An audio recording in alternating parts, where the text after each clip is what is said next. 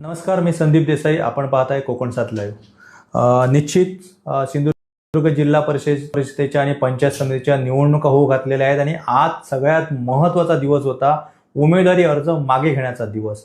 आणि याच दिवशी जे आपण टायटल दिलंय सिंधुदुर्ग राजकारणात सिंधुदुर्गच्या मोठा ट्विस्ट जो आहे तो आजच्या दिवशी आपल्याला पाहायला मिळालेला आहे. आजच्या दिवसात महत्त्वाच्या दोन घडामोडी घडल्या ज्याच्यामध्ये सिंधुदुर्ग जिल्हा परिषदमध्ये जिल्हा परिषदच्या निवडणुकीमध्ये जे निवडणूक रिंगणात उतरलेले होते ते सिंधुदुर्ग जिल्हा बँकेचे विद्यमान अध्यक्ष मनीष दळवी आणि त्यांनी वेंगुर्ला तालुक्यातील आडेली जिल्हा परिषद मतदारसंघातनं निवडणूक रिंगणात या ठिकाणी उडी घेतलेली होती. आणि नेमकं आज उमेदवारी अर्ज मागे घेण्याच्या शेवटच्या क्षणी त्यांनी या ठिकाणाहून निवडणुकीतून माघार घेतलेली आहे, आपला उमेदवारी अर्जच मागे घेतलेला आहे. त्यामुळे ही घटना जी आहे घडामोड जी ही दिवसभरातली आहे ती सगळ्यात संपूर्ण सिंधुदुर्ग जिल्ह्यामध्ये राजकीय वर्तुळात खळबळ उडवणारी आहे. आणि नेमकं हा उमेदवारी अर्ज 3च्या सुमारास मागे घेतल्यानंतर काही कालावधीने 5 वाजता सतीश सावंत जे जिल्हा बँकेचे माजी अध्यक्ष आहेत त्यांनी या ठिकाणी पत्रकार परिषद घेतली आणि त्यांनी सुद्धा उद्धव बाळासाहेब ठाकरे शिवसेनेला धक्का दिलेला आहे, जय महाराष्ट्र केलेला आहे, थेट राजीनामा देत असल्याचं पत्रकार परिषदेत जाहीर केलेलं आहे. त्यामुळे या दोन्ही घटना ज्या आहेत त्या अत्यंत महत्त्वाच्या अशा प्रकारे सिंधुदुर्ग जिल्ह्याच्या संपूर्ण जिल्हा परिषद आणि पंचायत समितीच्या निवडणुकीच्या पार्श्वभूमीवर एक वेगळी कलाटणारी देणारे संपूर्ण जिल्ह्यात वादळ उठवणारे अशा प्रकारच्या घटना होत्या. आणि निश्चितच त्यामुळे आपण हे टायटल दिलं. मात्र या दोन्ही जिल्हा परिषद अध्यक्ष जे आहेत, एक माजी अध्यक्ष आणि एक विद्यमान अध्यक्ष, यांची एकाची माघार आणि एकाचा राजीनामा, ह्या सगळ्या गोष्टी जरी आज घडलेल्या असल्या तरी या राजकारणात आणि मनीष दळवींनी जो उमेदवारी अर्ज मागे घेतलेला आहे त्याच्यामध्ये दुरान्वयी संबंध नसल्याचं या ठिकाणी आपण आवर्जून उल्लेख करतोय. कारण या महत्त्वाच्या घटना असल्यामुळे आपण दर्शकांसमोर त्या प्रेझेंट केलेल्या आहेत. मात्र या कशा पद्धतीने राजकीय खेळी ज्या आहेत ते या ठिकाणी आपण पाहू शकतो. महायुतीने ज्या पद्धतीने सिंधुदुर्ग जिल्हा परिषदच्या या आताच्या निवडणुका ज्या आहेत आणि त्या निवडणुका एका वेगळ्या धाटणीने हाती घेतलेल्या आहेत. या संपूर्ण निवडणुकीचं नेतृत्व जे आहे, ती कमांड जी आहे ते विद्यमान खासदार आणि महायुतीचे बलाढ्य नेते नारायण राणे यांनी आपल्या हाती घेतलेलं होतं आणि महायुती घडवून आणली. कारण जी महायुती नगरपंचायतच्या निवडणुकांमध्ये झालेली नव्हती ती महायुती मात्र जिल्हा परिषद आणि पंचायत समितीच्या निवडणुकांमध्ये झाली. आणि त्यानंतर नितेश राणे जे पालकमंत्री आहेत भाजपचे, आज महाराष्ट्रातील एक मंत्रिमंडळातील बलाढ्य नेते आहेत, तर त्यांनी सुद्धा सिंधुदुर्ग जिल्ह्यामध्ये या जिल्हा परिषदच्या आणि पंचायत समितीच्या निवडणुकीमध्ये करिश्मा या ठिकाणी घडवल्याचं आपल्याला पाहायला मिळतंय. त्यांच्या मतदारसंघामध्ये जवळपास निम्म्या ज्या जागा आहेत त्या या ठिकाणी बिनविरोध करून आणण्यात त्यांना यश मिळालेलं आहे. आतापर्यंत जिल्हा परिषदच्या 8 जागा बिनविरोध झालेल्या आहेत आणि त्या विशेषतः ज्या बिनविरोध झालेल्या या ज्या जागा आहेत त्या जास्तीत जास्त जागा ज्या आहेत त्या मंत्री नितेश राणे यांच्याच मतदारसंघातील आहेत. त्यानंतर 16 पंचायत समितीच्या जागा ज्या आहेत त्या एकूण जिल्ह्यात महायुतीने बिनविरोध निवडून आणलेल्या आहेत. त्यामुळे 100 जागांपैकी 16 पंचायत समितीच्या जागा आणि 50 जिल्हा परिषद जागांपैकी 8 जिल्हा परिषदच्या जागा या महायुतीने मतदानापूर्वीच या ठिकाणी बिनविरोध निवडून आणल्याने ज्या पद्धतीने उबाटा शिवसेना पक्षाला जेरीस आणलेलं आहे ते सगळं चित्र आज उमेदवारी अर्ज मागे घेण्याच्या दिवसाच्या अखेरच्या क्षणापर्यंत पाहायला मिळालं. आणि त्याही पुढे मोठा धक्का जो यांनी दिलेला आहे तो सगळ्यात महत्त्वाचा. बरोबर आज उमेदवारी अर्ज मागे घेण्याचा दिवस संपला आणि शिवसेनेचे महत्त्वाचे नेते जे होते सतीश सावंत यांनी उबाटा शिवसेनेला जय महाराष्ट्र केलेला आहे. त्यांनी जे जय महाराष्ट्र करताना महत्त्वाचं कारण सांगितलेलं आहे, कारण सत्तेत नसल्यामुळे आपण शेतकऱ्यांना न्याय देऊ शकत नाही, सहकार क्षेत्रातील अनेक लोकांच्या माझ्याकडनं अपेक्षा उंचवलेल्या आणि सगळ्यात महत्त्वाचं जे कारण त्यांनी सांगितलेलं आहे जिल्हा परिषदच्या निवडणुकीच्या पार्श्वभूमीवर त्यांनी एक महत्त्वाचं कारण सांगितलेलं आहे. कारण आपण या ठिकाणी शिवसैनिकांना पाठबळ देण्यासाठी प्रयत्न करत होतो, मात्र अशा परिस्थितीमध्ये आज जिल्ह्याची राजकीय परिस्थिती आहे ती फार बदललेली आहे आणि या राजकारणामध्येच त्यांनी सांगितलेलं आहे की उबाटा पक्षामध्ये आता लढण्याची जी ईर्ष्या आहे ती कार्यकर्त्यांमध्ये दिसत नाही आणि कार्यकर्त्यांमध्ये आणि पदाधिकाऱ्यांमध्ये जर कार्यकर्त्यांमध्ये लढण्याची मानसिकता नसेल तर त्या ठिकाणी सत्तेच्या प्रवाहात गेल्याशिवाय पर्याय नाही आपल्याकडे, अशा प्रकारची हतबलता त्यांनी व्यक्त केली. आणि कुठेतरी शेतकऱ्यांची बाजू घेताना, शेतकऱ्यांना न्याय देताना या ठिकाणी आपल्याला सत्तेच्या प्रवाहात आलंच पाहिजे अशा प्रकारची भूमिका जी आहे ती या ठिकाणी सतीश सावंत यांनी मांडलेली आहे. आणि नेमकं आज त्यांनी पत्रकार परिषद घेऊन आपण उबाटा शिवसेनेला या ठिकाणी सोडचिठ्ठी दिल्याचं जाहीर केलंय. आता सगळ्यात महत्त्वाचा प्रश्न राहतोय तो महत्त्वाचा प्रश्न म्हणजे नेमकं त्यांनी हा राजीनामा दिला, त्याच्यानंतर पुढची वाटचाल आहे ती सुद्धा त्यांनी स्पष्ट केली. आपण सत्तेच्या प्रवाह देऊन ज्या आपल्याकडनं कार्यकर्त्यांच्या अपेक्षा आहेत, शेतकऱ्यांच्या अपेक्षा आहेत, नागरिकांच्या अपेक्षा आहेत त्या पूर्ण करणार. कुठच्या पक्षात जाणार हे मात्र त्यांनी गुलदस्त्यात ठेवलं असलं तरी उद्या भाजपाचं शक्ती प्रदर्शन होत आहे.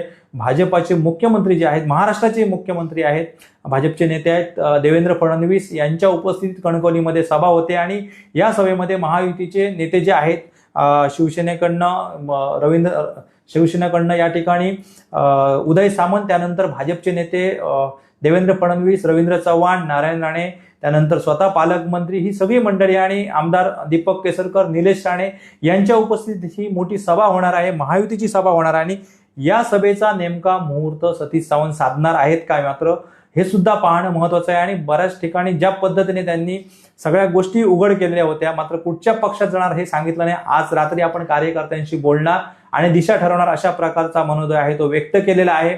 मात्र एकंदरीत मागचं सगळं राजकारण पाहिलं, जे शिवसेनेचे अनेक नेते होते त्याच्यामध्ये राजन तेली या ठिकाणी यापूर्वीच महायुतीमध्ये दाखल झालेत, त्यांनी शिवसेना पक्षामध्ये या ठिकाणी प्रवेश केलेला आहे. त्यानंतर संजय पडते हे सुद्धा शिवसेनेमध्ये दाखल झालेले आहेत.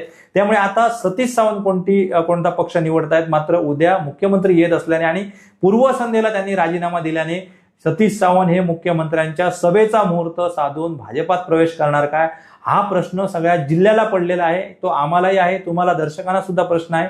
मात्र या ठिकाणी जी शक्यता वाटते ती निश्चित या ठिकाणी आपल्याला महत्वाची आहे आणि ते उद्याच चित्र स्पष्ट होणार आहे. मात्र ह्या सगळ्या घडामोडींमध्ये सहकार क्षेत्रात काम करण्याचा जो निर्धार आहे तो या ठिकाणी सतीश सावंत यांनी बोलून दाखवलेला आहे. आपण जिल्हा परिषदमध्ये सुद्धा 4 वेळा निवडणूक लढवली आहे, त्यानंतर विधानसभेची या ठिकाणी निवडणूक लढवली आहे. त्यामुळे पुन्हा जिल्हा परिषदमध्ये आपल्याला जाण्याची इच्छा नाही अशा प्रकारचं सुद्धा वक्तव्य त्यांनी आपल्या या पत्रकार परिषदेत केलेलं आहे. आता दुसरी महत्वाची घडामोड होती ती जिल्हा बँकेचे अध्यक्ष मनीष दळवी. कारण मनीष दळवींनी जिल्हा परिषदच्या निवडणुकीमध्ये सुरुवातीपासून या ठिकाणी जो आपला सहभाग आहे तो नोंदवलेला होता.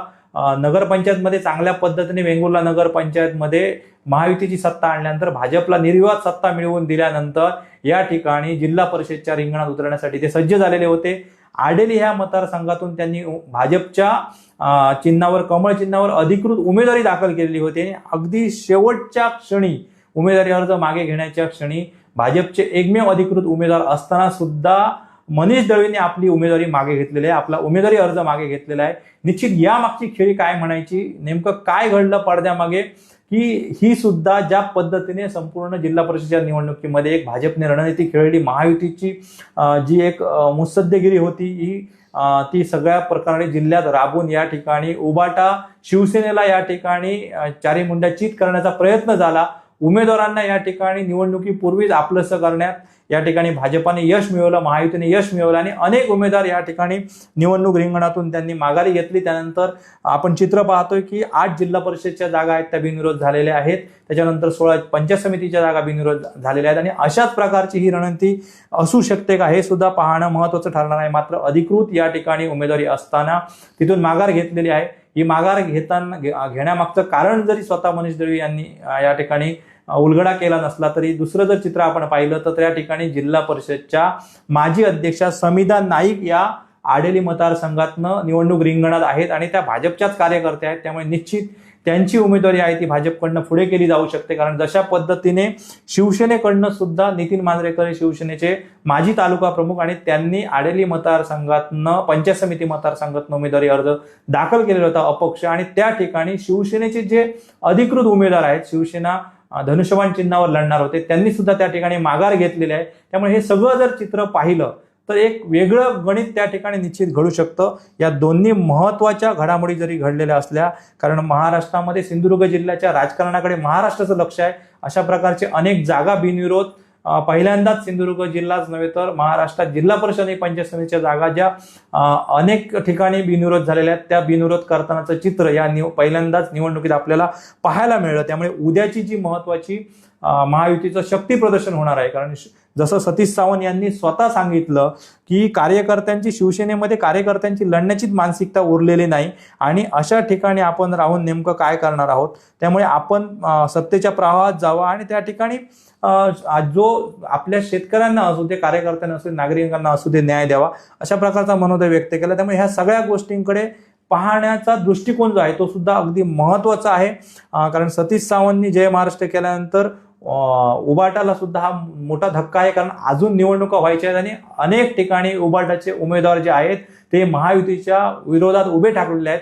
त्यामुळे ज्यावेळी नेते या ठिकाणी निवडणुकीच्या तोंडावर महायुतीत प्रवेश करत असतील तर मग या ज्यांनी उरलेले जे कार्यकर्ते आहेत लढण्यासाठी सज्ज आहेत त्यांनी नेमकं काय निर्णय घ्यायचा हा सुद्धा महत्वाचा टप्पा आहे. आणि नेमकं उद्या मुख्यमंत्री देवेंद्र फडणवीसांची जाहीर सभा होते, तो टायमिंग साधून सतीश सावंत यांनी त्या जो राजीनामा दिलेला आहे त्यामुळे ते पक्षात उद्या प्रवेश करणार काय, सगळ्या गोष्टींची उत्तर आहेत ती आपल्याला उद्या मिळणार आहे. त्यामुळे विरोधकांची नेमकी चाल, कारण सतीश सावंतांनी राजीनामा दिलेला आहे, अनेक प्रकारचे जे जागा आहेत त्या ठिकाणी उबाटाच्या उमेदवारांना थेट उमेदवारी मागे घेण्यासाठी सुद्धा जी व्यूहरचना झाली त्याच्यामध्ये भाजप आणि महायुती सक्सेस झालेली आहे. या सगळ्यांना आत्ता उद्धव बाळासाहेब ठाकरे शिवसेना कशा पद्धतीने सामोरी जाते हे सुद्धा या निवडणुकीत पाहणं महत्वाचं ठरणार आहे. या ठिकाणी शिवसेनेचे माजी आमदार जे वैभव नाईक आहेत ते मालवण मतदारसंघामध्ये आणि संपूर्ण कणकवली या दरम्याने शिवसेनेचा या ठिकाणी गड हाकण्याचा प्रयत्न करत आहेत. सावंतवाडी विधानसभा मतदारसंघात सुद्धा बाबूराव धुरी शिवसेनेचे जिल्हा प्रमुख हे सुद्धा काही ठिकाणी उमेदवारांना निवडणूक रिंगणात उतरून कशा पद्धतीने जी या जिल्हा परिषद पंचायत समितीची निवडणूक आहे त्या ठिकाणी उबाटाचं या ठिकाणी जी ताकद आहे ती अधोरेखित करण्यासाठी धडपड करतायत.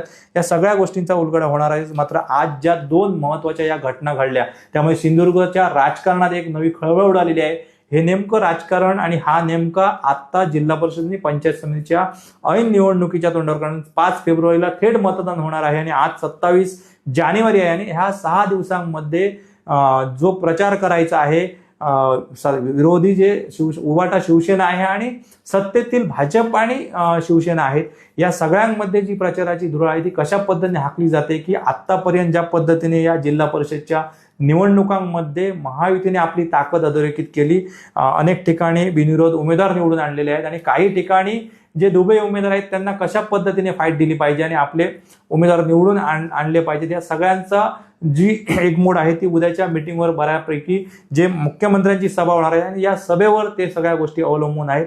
मात्र अजूनही काही ठिकाणी अपक्ष जे आहेत ते स्वपक्षातीलच अपक्ष आहेत यांना सुद्धा कशा पद्धतीने थोपवलं जातंय मतदान होण्यापासून या सगळ्या गोष्टींचा उलगडा होणार आहे. मात्र तुर्तास या घटनेने, आजच्या घटनेने, या दोन्ही घटनांनी सिंधुदुर्ग जिल्ह्याच्या राजकारणात एक नवा ट्विस्ट उभा केला, एक नवीन खळबळ उभी केलेली आहे. आणि नेमकं सतीश सावंत उद्या काय भूमिका घेत आहेत, मनीष दळवींनी जी माघार घेतलेली आहे ती नेमकी महायुतीची एक रणनीतीच होती का की मनीष दळवींच्या मनात आणखी काय आहे, या सगळ्या प्रश्नांची उत्तरं आपल्याला लवकरच मिळणार आहे.